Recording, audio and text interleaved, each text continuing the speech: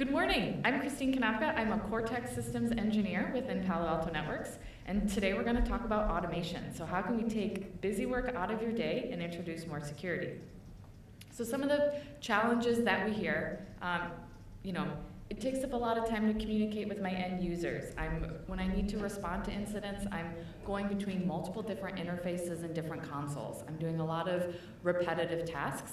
How can I get time back, be more efficient in our day, and allow my team to do the tasks that they want to do?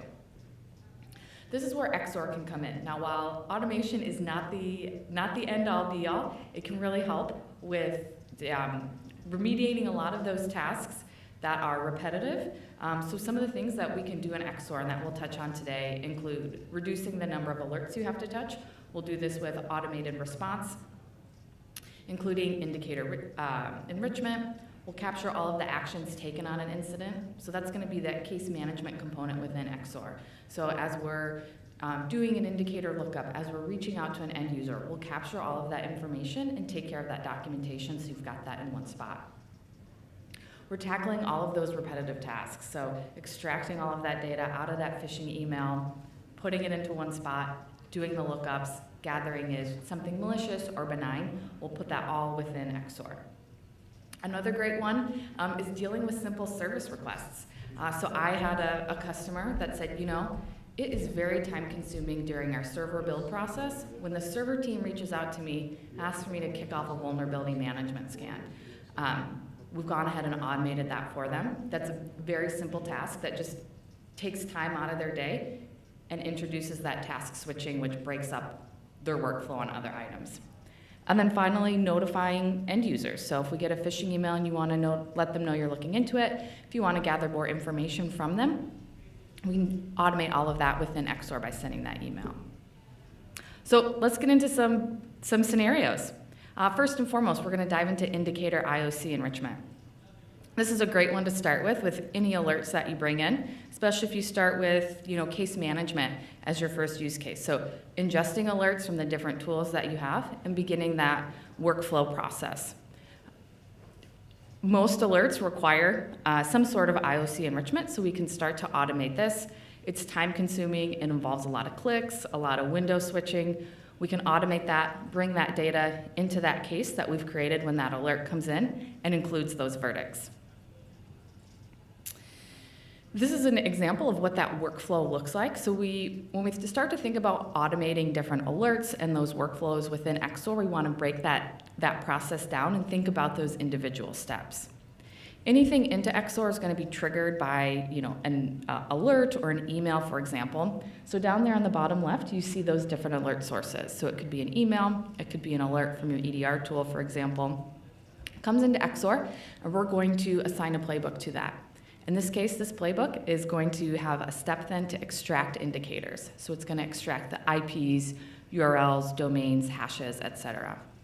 From there, we'll have a step to enrich those indicators. So, we could be looking up URLs against a URL reputation tool, IP address against DNS or Whois, for example. We'll pull all that information in, document it, and then within XOR, we can look and see, are any of these malicious? Here we've got a conditional task. So if they are malicious, we're going to follow that work stream up. Do we need to update different watch lists? Do we need to update in a block list on our firewall, for example? Do we need to do further investigation? We can do that. If nothing's malicious, we can go ahead and close that playbook and move on to the next alert. So when we think about automating different alerts and workflows, we can break it down into these three big steps of extract, enrich, and update when we look at IOC enrichment. I do have a short video here. So what we're looking at here is an entity enrichment playbook. So within XOR, we've got pre-built content. Here's an example of an entity enrichment playbook. So you can use this playbook within other playbooks. So we've got file enrichment, IP enrichment, email address enrichment, and then within each of these, we've got additional playbooks.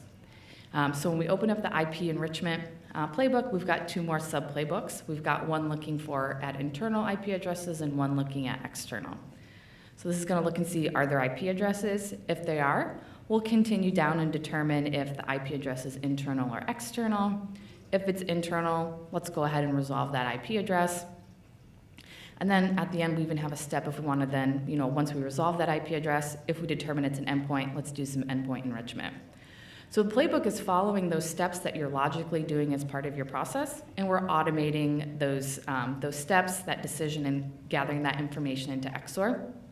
This playbook's looking at external IP addresses, a similar workflow, but then you'll notice as we get down towards the end of that playbook, we are then looking up that external IP address against different threat feeds and integrations that we have set up, including VirusTotal. So these playbooks, they can be involved in other playbooks as well. So this is looking at entity enrichment.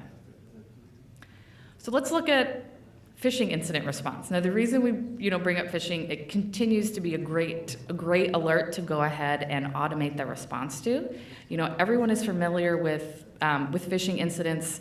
They seem to be a challenge in most organizations, and they continue to get more sophisticated.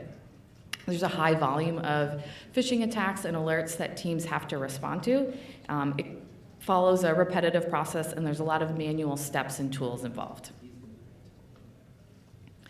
So once again, let's look at that workflow for a phishing email.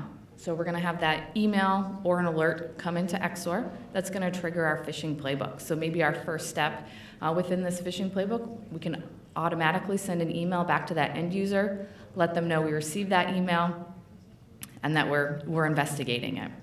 Next, we'll go ahead and extract and check those indicators. So we can extract the address, the URLs, the IPs, the subject, document all of that within XOR. We can detonate any attachments and pull in that verdict. From there, we'll once again go ahead and check if any of these indicators are malicious. If they are, we might want to go and, for example, search other inboxes for this email, pull it out. We might want to block these malicious indicators. If nothing's malicious, we can go ahead and close the playbook. In either case, we can also follow up with an email to that end user. Here's an example that we have of a phishing playbook within our demo environment. So those oblong oval headers indicate the different section headers. So from there, we'll go ahead and we triggered the playbook from that phishing alert. We'll move on to that triage and engage. So we're going to store the sending account information. We're going to process the email. We can even look up that user and get their Active Directory information. We can rasterize that email, so put an image of that email within the case as the analyst goes back to look at it. After we extract those indicators, we'll go ahead and check those indicators for looking them up against different threat intel feeds, seeing if they're malicious. They are, so in this case, we're going to continue down the right side of this playbook, and we'll move into our response phase. So we found a malicious indicators within this email. We're going to go ahead and search for that email against other users' inboxes within the environment.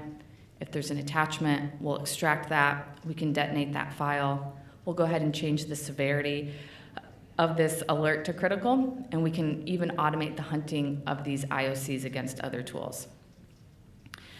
Over here on the investigation tab, we're looking at everything that XOR extracted automatically from this phishing email to present to the analyst, so that the analyst can see all of the information that you would manually have to extract, look up, and document. You've got this all in one spot. So for this example of a playbook, we've included a manual step for the analyst to come in and confirm whether or not it is phishing. Instead of spending 30 to 40 minutes working through the documentation, looking up these different indicators, determining if something's malicious or not, we've automated that process within XOR, and we have the analyst be able to come in and select confirmed phishing.